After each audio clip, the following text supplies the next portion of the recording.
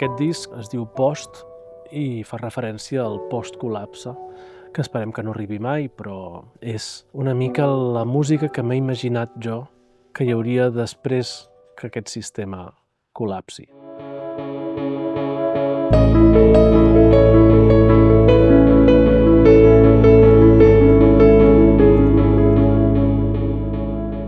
És el fruit d'una reflexió, d'una preocupació al voltant del futur, del planeta, en tots els nivells. Passen les coses molt ràpides, estem avançant imparables i no sabem cap on i sorgeixen les pors del col·lapse. On queda la música?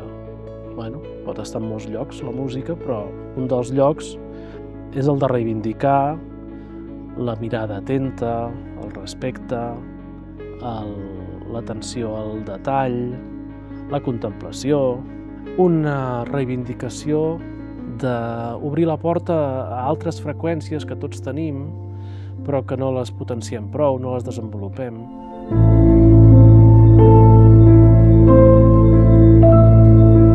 Amb aquest disc retorno al piano com a instrument central. Hi ha tot de complements. Hi ha sintetitzadors, i hi ha un dels orgues, dels hiperorgues de l'Albert Blancafort.